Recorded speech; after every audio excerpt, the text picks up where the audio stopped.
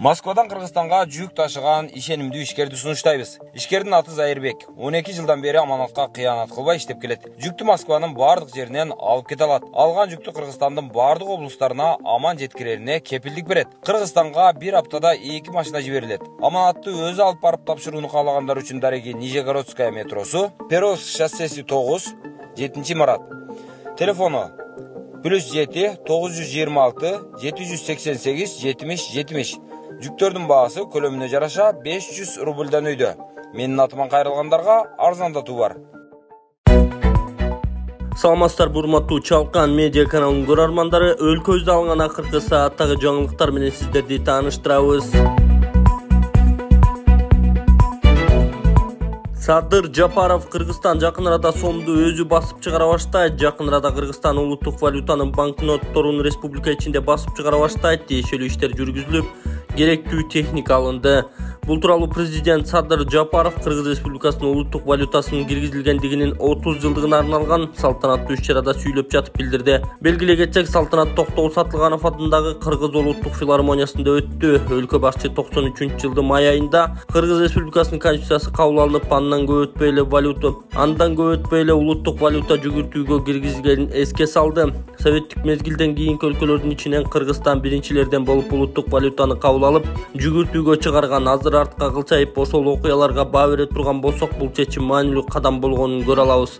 Кыргыз сому 30 жыл ичинде Кыргыз мамлекеттүүлүгүнүн туруктуулугунун символу жана өлкөнүн көз карандысыз экономикалык саясаттын негизги элементи болуп калды, деди президент. Жапаров Кыргыз сомун киргизүү процессинде катышкан бардык адамдардын, ошол учурдагы улуттук банктын төрагасы Кемелбек Нанаев, улуттук банктын төрагасынын орун басары Эмиль Абдуманапов, премьер-министрлер Насирдин Исанов жана Турсунбек Чыңгышев, вице-премьер Турар Койчуевдин эмгегин эскерип, валютаны киргизүү боюнча жумушчу топтун мүчөлөрүнө, сүрөтчүлөргө, тарыхчыларга жана экономисттерге ыраазычылык билдирди. Президент өз сөзүндө Кыргызстандын каржы системасы, улуттук төлөм банк системасы дүйнөлүк каржы экономикалык кризистердин таасирине карабастан өзүнүн бекемдигин көрсөтүп, өнүгүп келе жатканын белгиледи. Каржы рыногунун өнүгүүсүнө таасир эткен эң негизги фактор бул калктын ишеними.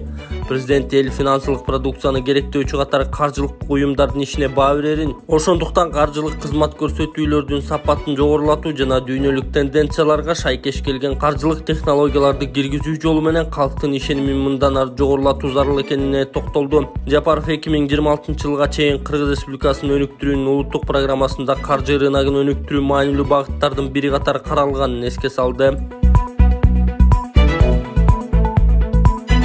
Сот депутат Өмүрбек Бакировду добуш сатып алган деп мандатынан ажыратты. Бишкек шаардык административдик соту жогорку кеңештин депутаты Өмүрбек Бакировду мандатынан ажыратты. Бул тууралуу шаардык соттун маалымат кызматы билдирди. Ага ылайык номер 4-Көкчар бир мандаттуу округунда шайлоонун жыйынтыгы тууралуу БШКнын чечими жокко чыгарылган. Мунун натыйжасында шайлоо өткөн жок деп табылып, Бакиров депутаттык мандатынан ажыратылат. Эл өкүлү бул чечимге макул болбосо 30 күнүн ичинде жогорку сотко кайрылууга укуктуу. Эскерте кетсек, парламенттик шайлоо 2021-жылдын 28-ноябрында өтүп, Көкчар округунан Бакиров утуп чыккан. Былтыр ноябрда Өмүрбек Бакиров парламентте УКМК төрагасы Камчыбек Ташиев менен кайма айтышкан болчу. Эртеси жогорку кеңештин чарбалык иштерин караган президенттин иш башкармалыгы аны кабинетинен чыгарып салган. Ал эми декабрда шайлоо учурунда атаандашы Равшан Рыспаев добуш сатып алган деп мурда жабылган ишти кайрадан кароо үчүн Бишкек шаардык административдик сотуна арыз жазган. Ошонун негизинде иш кайра жандандырылган. Саясатчы атаандашы шайлоо учурунда дагы арызданганын, бирок анда 3 станцияга чейин жетип, жогорку сот акыркы чекитти койгонун билдирген. Бакировдун айтымында сотто добуш сатып алуу далилденген эмес, ошонун негизинде БШК мандат берген. Жогорку кеңештин депутаты Элдар Абекиров жогорку кеңештин жыйынында өлкөнүн айрым аймактарында ичүүчү жана суга суусунун тартыштыгына байланыштуу маселени көтөрдү. Кечээ жогорку кеңештин жыйынында өлкөбүздүн айрым аймактарында ичүүчү жана суга суусунун тартыштыгына байланыштуу маселени талкууладык. Жыл өткөн сайын бир эле бизде эмес, дүйнөдө таза суунун жетишсиздиги чоң көйгөй жаратып жатат. Мындай абал кийинки жылы кайталанбасына эч ким кепилдик бере албайт. Анткени таза суунун азайып баратканын адистер байма-бай айтып келишет. Өнүккөн өлкөлөр бизде орун алган кырдаалды көп жыл мурун эле алдын алышкан. Алар керектелген сууларды кайра тазалап иштетип жатышат. Кайра иштетилген сууларды сугатка колдонуу менен ичүүчү сууну үнөмдөсөк болот. Биздин өкмөт дагы ошол ыкманы колдонуш керек. Эң башкысы мөлтүр тунук таза суубузду саламжал пайдаланганга убакыт келди деп билдирди эл өкүлү Элдар Сулайманов Жогорку Кеңештин трибунасынан. Суунун жетишсиздиги дүйнө жүзүндө эң биринчи проблемага айланганына 10 жылдан бери кашап келатат. Азыркы убакта 2,5 миллиард ушул дүйнө жүзүндө жашаган адамдар ушул таза сууга муктаж болуп атат. Ал эми Кыргызстанда бул көйгөй менен мындай государственный программа жок болуп атат да. Мен айтайын дегеним, мына биз башка мамлекеттерди карап көрсөк, мына Израилди карасак, Израилда 70% ошол жери бул чөл. А бирок булар ошол камсыз кылды го өзүнүн элин, ошол жердеги жашап аткан адамдарга. Алар кандай кылышты? Ошол эки типке бөлдү да суунучу. Биринчиси бул таза суу, ичкенге, экинчиси бул технический.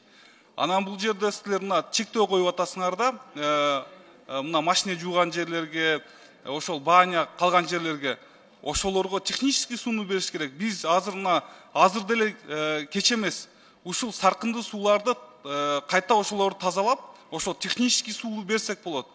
Ошондо эч кимди чектебей, алардын да тарифин башка кылып, азыр бизде тарифте деле алганда биздики абдан сонун тариф. Бирок эл деле түшүнүш керек. Ал тарифти биз жаңыдан карап чыгышыбыз керек. Эмне дегенде ошол мурдагы жасалган түтүктөр, ошол мурдагы эсептелген объемдор азыркы реалиге дал келбейт да, туурабы? Ал жерде турбалар кичинекей болгон, сиз айтмакчы мурдагы Бишкектин дагы эли аз болчу саны азыр эми күндөн күнгө көбөйүп баратпайбы? Ошондуктан мына биринчи ушул биздин Бишкектен баштасак, бул эми биздин столицабыз. Бул жакта азыр уят эле биз туристтер келсе кирип ошол суу жок болсо, бул эми кандай десем, ушул таза суунун жетишсиздигинен көп проблемалар чыгат. Бул биринчиден санитарный гигиенический оорулар башталат. Ошондуктан биз мына государственный программаны Алмазбек Акунжанович ошону иштеп чыгышыбыз керек. Мына жакынкы 10 жыл, 20 жылга эмне дегенде мына ошол оондун эле корутундусу боюнча 2030-жылкыга ушул таза суунун таза суу 2 эсеге азаят экен. Бул дүйнө жүзүндө азыр болсо 800 куб болсо бир адамга, ошондо 400 куб эле болуп калат экен бир адамга. А 50-жылда андан да азаят экен. Ошондуктан мен айтайын дегеним, бул бирөөнү урушуп азыр андай эле мындай эле дебей ушул программаны биз алышыбыз керек. Ушул технический и питьевой деп туруп, ошо экиге бөлүп и тарифтерди. Assalamu алейкум туугандар. Мен силерге азыр алтын байтек боюнча түшүндүрүп берейин.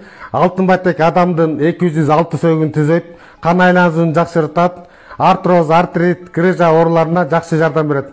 Муну кийгенде бутта тамандан ысык өтүп, кан айлануусун жакшыртат, буту мустагандарга жакшы жардам берет. Муну кийгенден баштап мен bir gün эмес, 1,5 gün, bir sutkанын 1,5 суткасынын күйүүлү күчтүү, эркен жана күчтүү, кубаттуу жүрүп атам достор. Андан кийинки бул биринчиси. Экинчиси дагы кеңеш берем, кимдин кан айлануусу начар болсо, койтулган кан болсо, бул батек дагы алтын батекте ошо кандын суюлушуна да жардам берет экен достор. Андан кийинкиси болсо, мен өзүмдөн такай башым ооруп, өзүмдү мындай алып жүрүшүм өтө начар эле, бирок ушул батекти кийгенден бери достор, өзүмдүн алып жүрүшүм, кубатым, күчүм аябай жакшы. Ошондуктан жалпы кыргызстандыктарга Толубай мырзанын медицинский центрине келип, ушу алтын батекти кийип, өзүңөрдүн ден соолугуңарды чыңдасаңар болот. Келгиле, дармангыла, көзүңөрүнөн көргүлө, мына жана патек дегенди алды, жакшы таасир берет экен. Мен күнү көзүмчө отуруп бүт тура албачу элем. Туалетке отурган мен туруп, таяк менен бүтүп кайра турчу элем да. Бүгүн баары туруп кеттим, куманды алып барып эшикке чыгып отуруп бетим жууп атам. Туруп көрсөткү. Туруп мына. Муну тура албачу мына, отуруп турат. Даже айындагыларды көрсөм мен юттан көрсөм тайып болуш керек, асылда. Мен мындай болуп калдым мен, мына сүйүнүп атам мына. Бир күн кечинде келген. Рахмат, бастырып койду жашнагым. Өзү кирип өзү чыкты, рахмат. Мен толкундан эч айта албай жатам, бирок рахмат. Башка эмне дешимди билбей атам. Азыр да толкунданып турам. Рахмат. Ооругандар келип көрүнгүлө. Mına soğanlar mına rezultat жақсы. Mına hazır жақшынakay tüz oturan turganda tayagı жоқ, narıları baskanda dele болады. Şalto şoğul bolup kaldı жақшынakayda. Bizden soğuk жақшının. Yapası tayagı жоқ, жақшынakayda hazır. Meni görgen billerinde tayak menen, baldaq menen de жүрgüm iyce. Hazır ne bulaya şuur barbasan. 4 günde rezultat verirse? 4 günlük rezultat. Bundan artık daha жақсы olur. Buyursa. Kuda kalın. Şembeyenlerge jönötpä.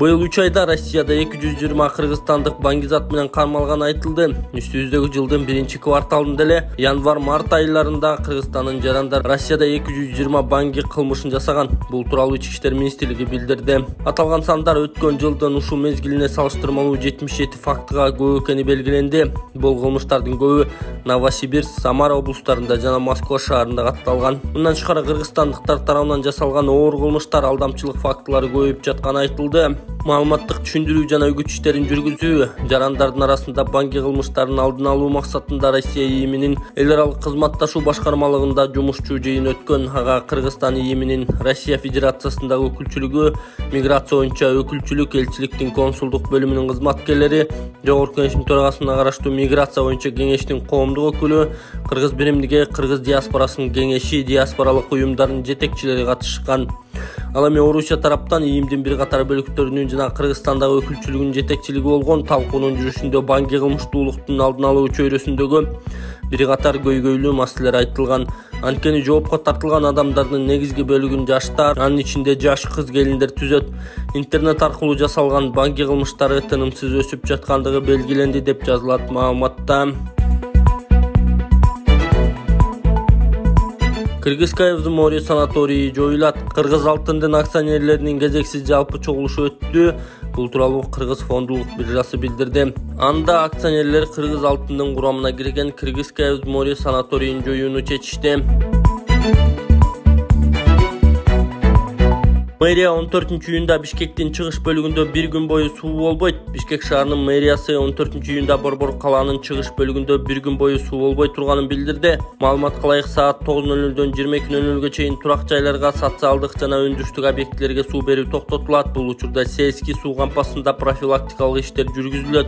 Мындай чектөө Тоңгуч Кичи районунда, Рухи Мурас жана 44Га жаңы конуштарында болот. Кала мэриясы келтирилген ыңгайсыздыктар үчүн шаардыктардан кечирим сураган. Аравандагы айыл өкмөт башчынын иши дагы 2 шектүү кармалды. Оштун Араван районундагы айыл өкмөт башчынын иши боюнча дагы 2 адам кармалды. Бул тууралуу Улуттук коопсуздук мамлекеттик комитетинен билдиришти. Белгилүү болгондой 17 майда Тепке коргондун айыл өкмөт башчысы кармалган. Ага кылмыш жаза кодексинин 337-беренесинин 3-бөлүгү боюнча кылмыш иши козголгон. Ал суга тайдоо жерин башка кызмат адамдары менен сүйлөшүп алып жеке менчикке чыгарып жиберген деп шектелген. Экспертизанын жыйынтыгына ылайык жеке менчикке берилип жаткан жер 7,7 миллион сомго бааланат. Аталган факт боюнча 5-июнда Араван филиалынын кадастр мамлекеттик мекемесинин кызматкерлери ИА жана ЖП кармалып убактылуу кармоочу жайга камакка алынган. Учурда бул кылмышка тиешеси бар башка кызмат адамдарын аныктоо боюнча тергөө амалдары уланууда. Акылбек Жапаров Кубанын премьер-министрин Кыргызстанга чакырды. Министрлер кабинетинин төрагасы Акылбек Жапаров Сочи шаарына болгон жумушчу сапарын алкагында Евразия өкмөттөр аралык кеңешинин жыйынынын жүрүшүндө Кубанын премьер-министри Мануэль Марера Круз менен жолукту. Министрлер кабинетинин маалымат кызматы билдиргенде, эки тараптуу жолугушуунун жүрүшүндө тараптар кызматташуунун бир катар келечектүү багыттарын белгилешти. Соода-экономикалык, маданий-гуманитардык чөйрөлөр, саламаттык сактоо жана туризм. Министрлер кабинетинин төрагасы эки тараптуу сооданын көлөмүнүн көбөйтүү үчүн кеңири чөйрөдө өзгөчө соода-экономикалык эки тараптуу кызматташтыкты активдештирүү зарылдыгын белгиледи. Мындан тышкары министрлер кабинетинин төрагасы фармацевтика тармагындагы кызматташуунун келечегине токтолуп, кесиптешине учурда эл аралык дары-дармектерди жана медициналык буюмдарды өндүрүүчүлөр менен өнөктөштүк мамилелерди түзүү стадиясында турган Кыргыз фармация мамлекеттик ишканасы тууралуу маалымат берген. Акылбек Жапаров ошондой эле эки өлкөнүн туризм тармагындагы кызматташуусу үчүн олуттуу потенциал бар экенин баса белгиледи. Кыргызстан жайкы жана кышкы туризм үчүн бай жаратылышка жана экологиялык ресурстарга ээ деген ал.